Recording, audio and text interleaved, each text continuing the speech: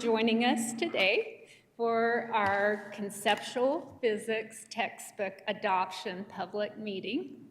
I am Sherry Richards. I'm the Associate Superintendent here.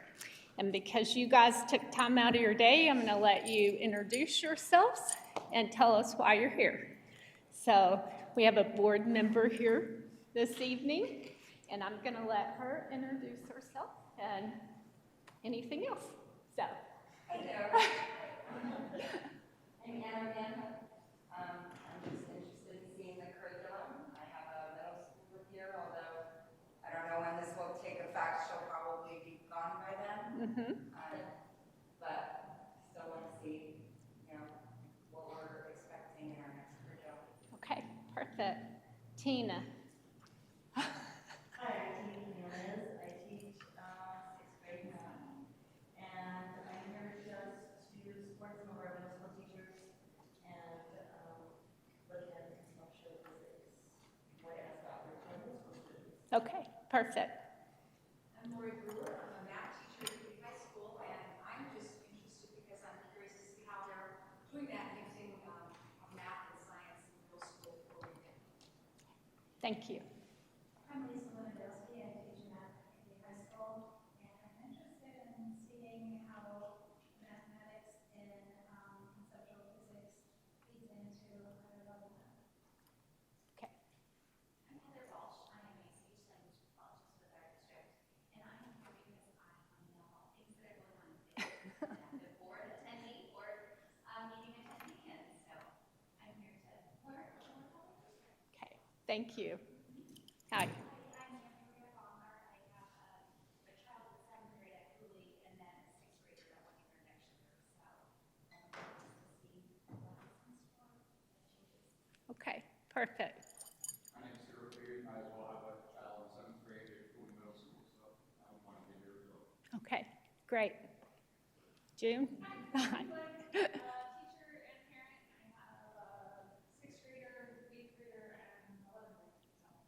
Okay, thank you. I'm George Broncourt. I live in the Gilbert three grandkids around, and since I have a degree in physical science and tutored, I was curious to know what you were presenting you have online here, and maybe Gilbert could use some advice. Oh. You never know. Thank you. I'm Kim Morton. I'm the instructional coach for the district. Okay, I'm Taylor Vickers. I am a science teacher over at Cooley Middle in Conceptual. I'm Haley Roner, and I teach conceptual physics over at Sassaman. I also have students in the district at Sassaman and Bickley. thank you. Hi, I'm Chris Reed. I'm the Director of Professional Development here. Mr. Mason. Hi. Okay, thank you. I'm Wendy Garrettson. I'm the purchasing manager for the district. My name is Nicole Patton, nursing technician, also Christine Zimmer, government board. Okay, we've got a great group here. Thank you for joining us this evening. I'm going to turn it over to Dr. Treat in a minute, and he's going to run you through the slideshow and what's taken place so far, but we really want your input and your thoughts. So if you can hold your questions or your thoughts till the end, then I've got a note taker over here, a minutes taker, that can get everything down so that we can follow up. All right?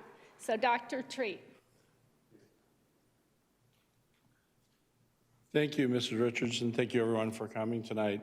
Just want to chat with you a little bit about conceptual physics. This is a process that we've been going through for a bit now, and are eager to hear some more feedback and kind of take us to those next steps so we can bring this project on home. So the course description for conceptual physics is on the screen right now. It's about bringing physics to life, both in and out of the class. Conceptual physics allows students to explore engineering through hands-on lab-focused instruction. Students will learn about forces and motion, Newton's laws, work and energy, waves and electricity. In addition, students will learn basic chemistry concepts including atomic structure, properties of matter, and chemical reactions. Upon completion of the course, students will understand the laws that govern the world around them and have a solid foundation for the multiple disciplines of science. It has some prerequisites for this course, Algebra 1 or geometry, but concurrent enrollment is allowed for students.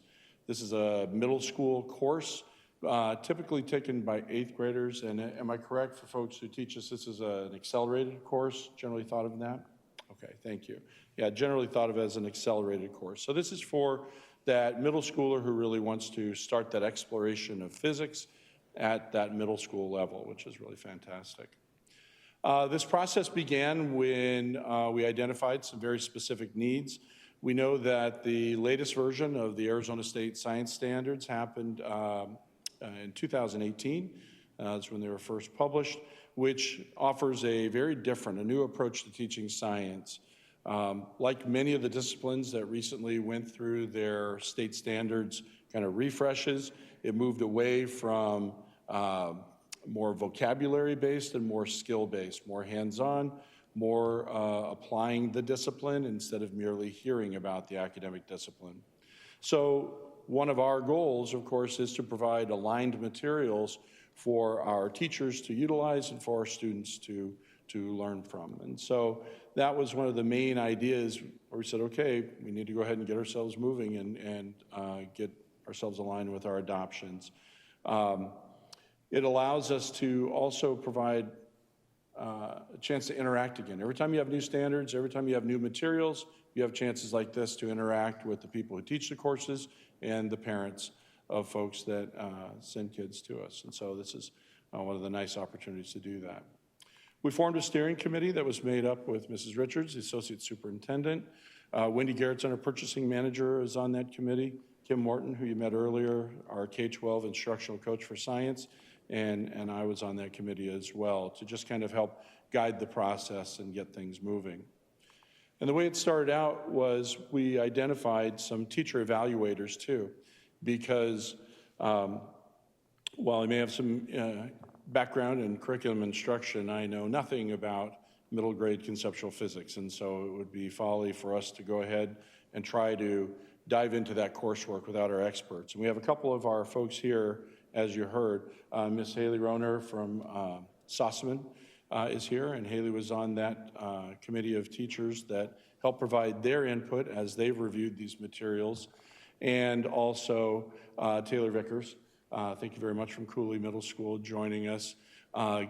Justin Gibb Staley is not able to be here tonight. He has a duty on a campus, but he did go ahead and provide a feedback and statement of kind of what he wants, and also was hoping to maybe ask our two teachers who are present to talk a little bit about what they look for in a book, particularly for this particular course. So here's a statement that Gibb Staley put together. The main part that I want to really read for you, he kind of explained what conceptual physics is, which is very similar to what we just talked about in the course description. But specifically when given a chance to say, okay, well, what sorts of things do you value when considering new materials to select? And here's what Gibb said. He said, looking for a textbook that focused on physics and aims to make physics approachable to everyone. Something that translates those central concepts of physics from mathematical language to common English. Something that illustrates and, got a typo there, illustrates and the graphics are with relatable, illustrations and graphics, I'm the typo, illustrations and graphics that are relatable to middle schoolers, and a book that provided real-world examples that of the concepts that are being studied. So essentially what he's saying there is something that's approachable for students of this age. Again, this is not a course that's being taken by college students, it's taken by middle schoolers who are accepting quite a challenge. We also, Gibb was looking for something that encourages student exploration through hands-on activities, meaningful examples to ignite students' interests. Wanted engaging analogies that had some striking visuals to reinforce the understanding and to help students think critically about the content that they're learning and the world that it kind of fits into. And lastly, of course, reinforce key concepts with problem solving, critical thinking, and lab work. So these are just the thoughts of a person who's taught this course before and was one of our participants. I'd like to take time to let Haley or Heather go ahead and maybe offer up some thoughts about what you look for in a course or in materials for this. All right, so honestly, I would echo a lot of what Gibbs said. In the current course, in the way, or the units that we study motion, force, gravity, energy, momentum, matter, atomic structure, magnetism, and waves. Those are kind of our units. We go through, and we do have math. It's mentioned up there rather than math. There is math obviously involved. It's just not that higher level AP like math. There's not sine and cosine like there is in AP physics, right? We're learning it at an algebraic level. One thing that I think is really essential for this course is all the hands-on things that we're doing. As was mentioned, we went away kind of from just taking notes and having a list of vocabulary and rote memorization, and instead we allow the students to kind of discover those things on their own through doing hands-on activities. So that is kind of the goal of what we're looking for in this course. Taylor, do you want to add to anything? Sure.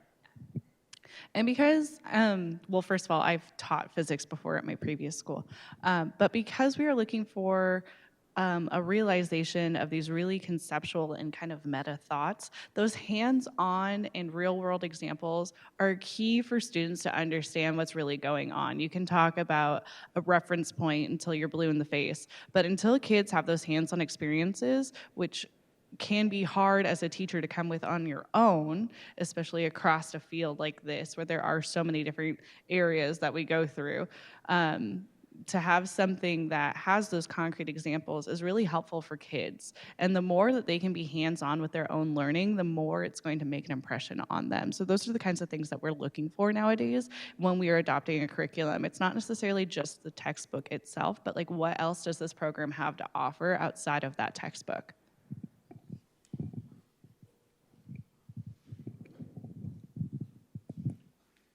Thank you very much. I really appreciate the ideas that you added to the conversation. And of course, overall, we're looking for materials that are aligned to our state standards where possible. It's not just a list of words and terms to know, but rather skills that we're expecting students to be able to develop. And we have to have materials that are going to be able to help them do that. So I appreciate kind of not just your thoughts here, but all the work that you put in for your element of the review and the feedback that you've given to us for that process. So thank you very much. So to get things started, we began the RFP process, and this is where curriculum rules and education principles begin to tell us what the legislature sets for districts to follow. And so procurement rules and requirements are adopted by the school board of the School Board of Education, and dictates the process for both the adoption and the procurement. And so the idea is we went ahead and sent out this RFP and let vendors go ahead and do what they can to try to meet the requirements of that through a scope of work, which essentially said, these are the requirements of the course based on what the course description is, based on what we know its needs are, so that they would be able to best provide a product if a vendor happened to be interested in submitting something.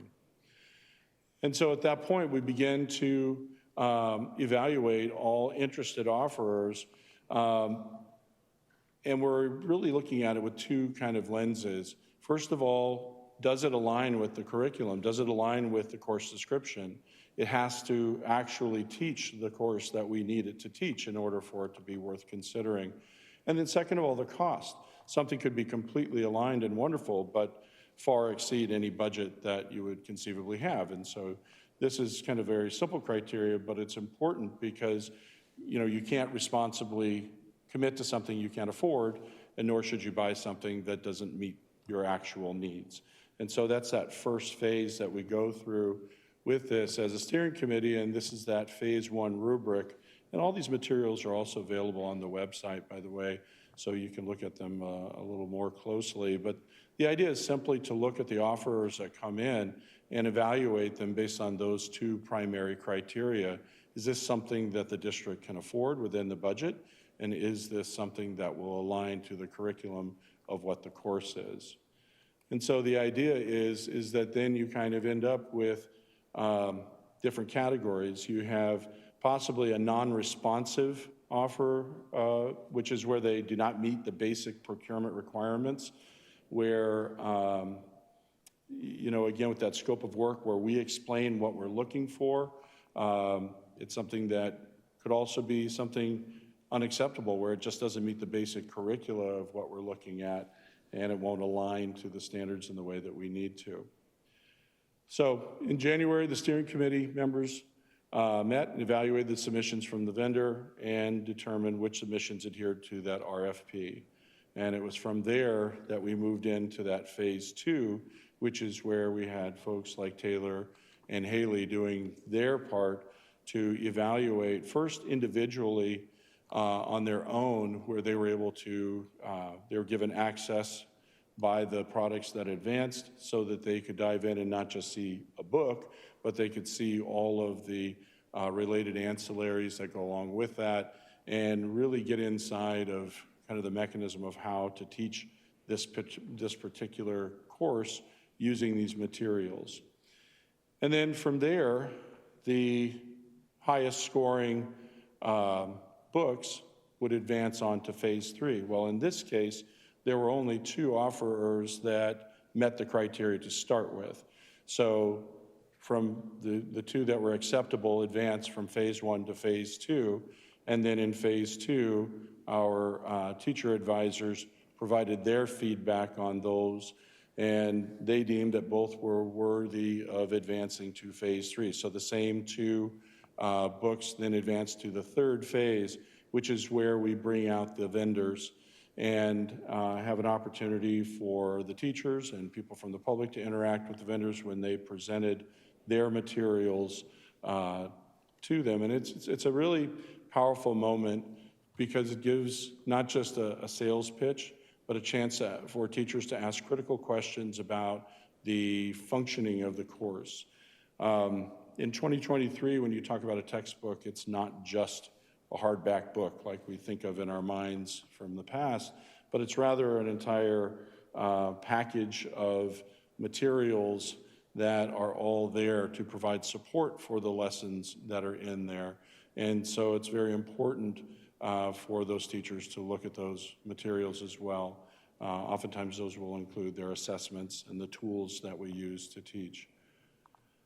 So again, they used a rubric throughout phase 2 to help them better kind of align their thinking and provide their comments and feedback that came back to the group for us to go ahead and kind of consider as we move forward with this idea of, okay, which is the better product or the product that still works? And so again, from that important time with the teachers where they were able to have their evaluation. You can see on our timeline that right around that same time is when we also began the public display on March the 1st. So the books have been out here in the lobby with a sign-in sheet. So anybody who comes, they're welcome to sign in. And then also a QR code, which will link directly to a feedback form and provide any feedback or information they have. And then all of that feedback gets compiled along with the teacher feedback from phase 2, along with any feedback that you all provide this evening. And those books will remain on display through June 7th. So they'll still be out there under normal operating hours, and anyone is welcome, whether you work for the district or not, a member of the public, come and examine the books and use that QR code and give us some feedback so that it can help us make a final recommendation based on the 2 materials that we have. So just kind of an overview again of the way this worked its way through. Phase 1 is steering committee, deciding whether the offers met the criteria of the RFP, whether they're cost effective using the rubric that we have posted on the website. Phase 2, we had created a Canvas course for ease of use for our teacher evaluators, for them to go through their evaluations of both the digital and the physical materials using that phase 2 rubric, which we also have available. And then in this phase 3 period, this is when we're in that part of public review, looking for any kind of comments utilizing that QR code. And then those phase 3 presentations happen back on March 30th. And then from there, we're going to pull all this feedback together and ultimately make a responsible recommendation and see where things go, and hopefully end up with a book that's going to work for both our teachers and our students. So at this time, we're happy to answer any questions or get any feedback that might have. Do you plan on implementing this book for the next school year then? Yeah, the question, and I'll echo so it gets picked up on the mic, so, and please stop me if I mess it up, but the question is, will it be implemented for the coming school year? And that's the idea, is if all goes as planned, then the purchase will be made this summer and be implemented for the 23-24 school year. And just to follow up with that, do the teachers feel ready to have a new curriculum? Because you had a chance to look at it. Yeah. Follow-up question was, do the teachers feel ready? And both said absolutely, and I'm sure Justin would say the same thing.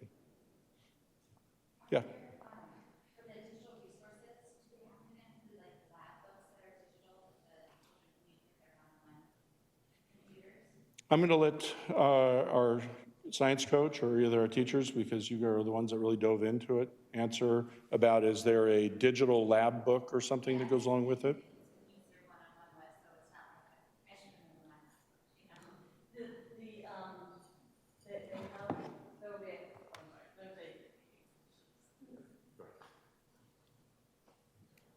I'm so glad I usually don't need this.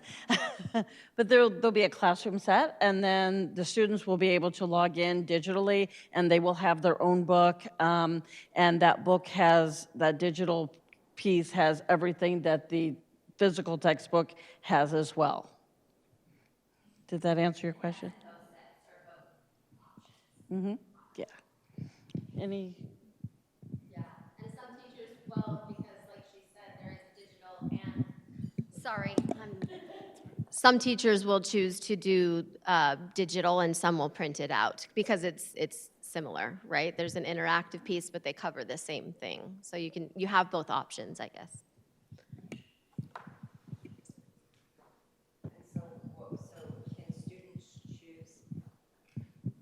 So can students choose one or the other, textbook or online? Okay, sorry. Yes. Yeah. I'll be honest and tell you this year with the curriculum that I'm using, which is different, obviously. We did a semester where we did it digitally, and I had some kids want to do paper. I let them do that. So for me personally, I let them have the option of either.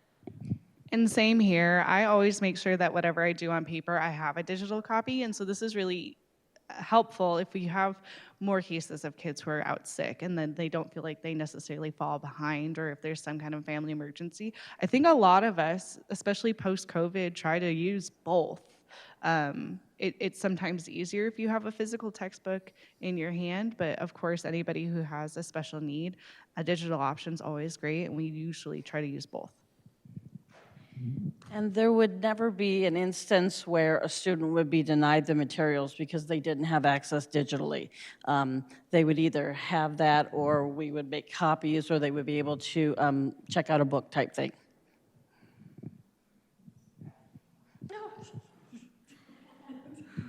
So if, let's say a parent only wanted their child just to do textbooks so that they're not on electronics, so all the work that they have to do, is there, let's say you're online, is all the work done online? So any writing or anything, so it's still on paper? Okay, it's just the material that's in writing. Okay.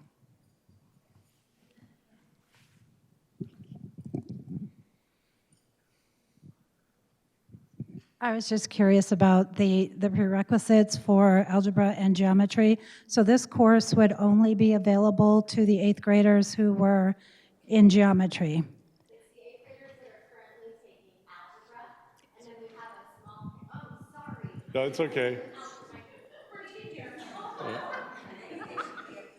Yeah. The 8th graders that are currently taking algebra And then there are seventh graders. There's about 30 on our campus that are taking algebra currently that then in eighth grade will take geometry. They all take conceptual physics. So we have on our campus about 120 students in this course, 4 sections. And I know for sure your students as well, that if they are in an accelerated math program in 7th grade, they can have the option of taking physics if they are that accelerated, or if they feel like that's too much for them. We also have an honor science class that they can take in 7th grade, that then they can also roll into 8th grade physics. But it's just because the physics that we use, the math that we use right now, is a multi-step equation. It's not necessarily sine, cosine, tangent situation yet, but it is multi-step equations, and so we just want to make sure kids have that background going into it.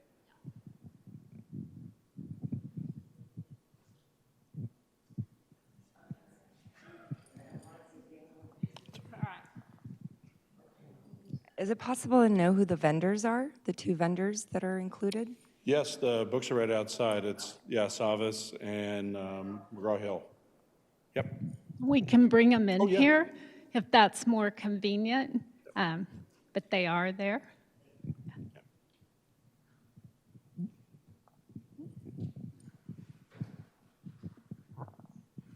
I had a couple of issues. I was a little surprised to see that 8th graders would read something at that level. I was very, very surprised to see that. So you actually have students that can read and understand that textbook in 8th grade.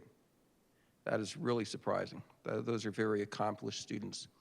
The other thing that was running through my mind is that they started talking about hypothesis and theory and law. And I graduated with a master's degree in economics, so we talk a lot about theory and that kind of stuff. But they never really mentioned that there's always a political element of science, and we should always remember that politics does influence science. I know personally that graduating with my master's degree in economics, that there was a very strong political bias that influences me to this day, and it influences my politics. And I think that recognition of that fact, what you should be explaining to your students, that, hey, there's always a little bit of politics. You know, for example, they brought up, I think, Copernicus and that kind of thing. And Copernicus was put down by the Catholic Church because I'm trying to think of what it was. The Catholic Church believed in a geocentric theory of the universe, and Copernicus was rebelling against that. So we always have to remember, is that politics influences science, and that is something that should kind of be brought out, in my opinion, because things are not always cut and dry, and that would be my concern. But thank you. Thank you.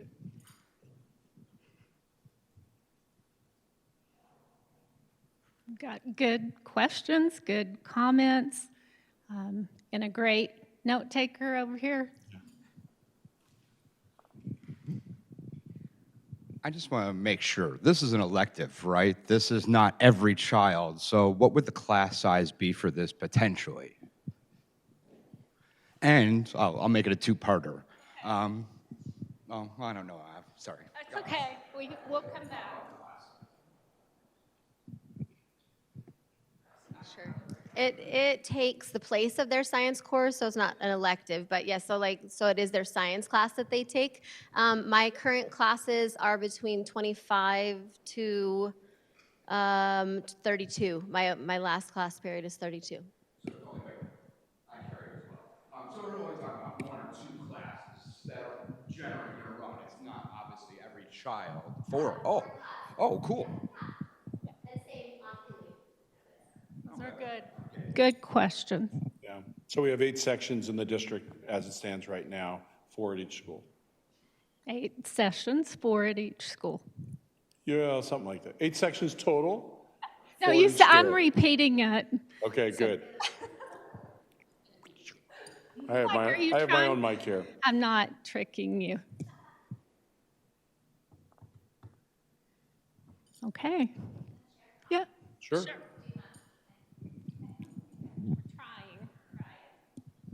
I I just wanted to say I really appreciate the hands-on approach that relates to real-world experiences for these kids. I think that kids learn better that way, especially today, more than ever. So thank you for that. Thank you. I'd like to second that too. In my experience, a lot of young people are not math proficient. They're learning, but they're not proficient. And at that age, I mean, they got 4 years of high school to be proficient, to, you know, sort out career choices, that sort of thing. At this age, again, in my experience with children, it is important to stimulate them with ideas and concepts and not scare them off with the math. You kind of ease it in as they can accept it. And I'm afraid that a lot of young people have been scared away from STEM because they aren't proficient in math. They haven't been taught properly, or their brain is not accepting it, whatever reason. It's not supported at school or at home or school, whatever the reason. So this is a very good idea, I think. Conceptual, stimulate the kids, get them really excited about, wow, this is how the world works. And I've seen some amazing things happen that way. Don't overload them with the math at first. They can get that in high school. So. Other question would be, is there a time period to evaluate this and see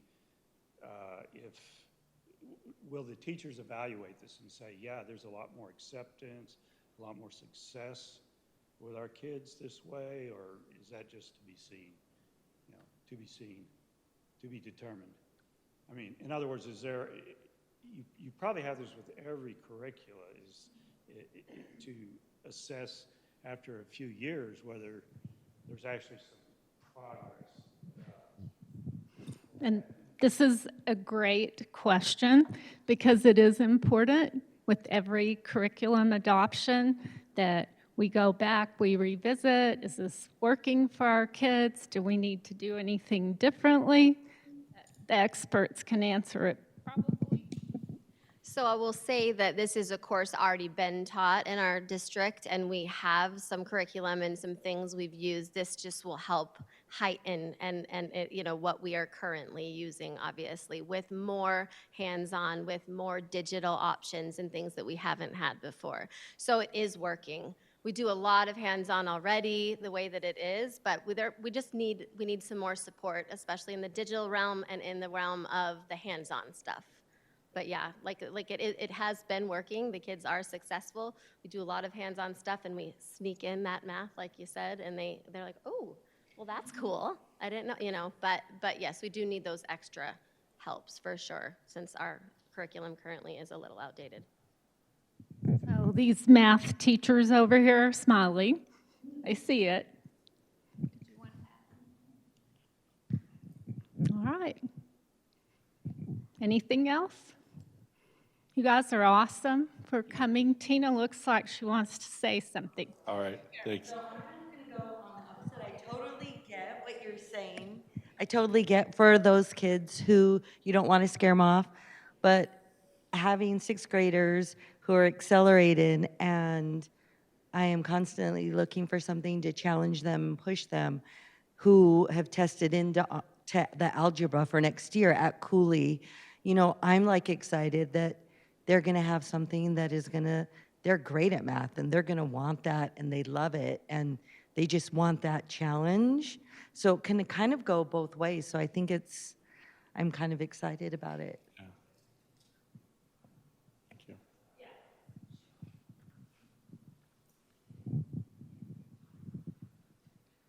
And I do think that that's what is the great thing about a conceptual physics class, is that we're starting at the bottom. So if we do even have 8th graders that are exceptional in math, we can push those kids really easily and push them towards more high school rigorous questions when it comes to math. But we don't need to push that for every student that we have. And that's the beauty of having this basic physics course, is that we get them inspired and we get them pumped to go and take AP physics in high school and get those credits, so they're already ahead of the game. But we can kind of tailor make, we can always make it harder for students who need that, even in 8th grade, who are showing that they are exceptional with these skills. But we don't necessarily have to roll that out for every single one of these students. One of the things that I really like about this course is kids can get so excited about the science and the physics and not even realize they're doing the math. And then when you say, you've just done this, they're like, whoa, I can't believe it. And so it kind of takes away that stigma of this is math and this is science. It gets them excited. And then when you say, you've just done it, you've accomplished this, it's a great feat for them. And I think that excites them as well, not as well just for science, but also for the math part too. And, I used to tell my kids all the time, we only do math so we can understand science. Math teachers didn't like that, but that's where I went with it. But it really did excite them to know that they were doing this thing that they thought was way up here, and they just accomplished this. So I love the class for that. Those are great thoughts. And we do have amazing teachers that know how to differentiate and take care of our kids. So I'm glad we've got parents and community members and employees in this room. So is that it for this evening? Feel free to check out the resources, use the QR code, provide input for us. You can always reach back out if you have additional thoughts or suggestions. All right. Thank you, Dr. Treat. Thank you.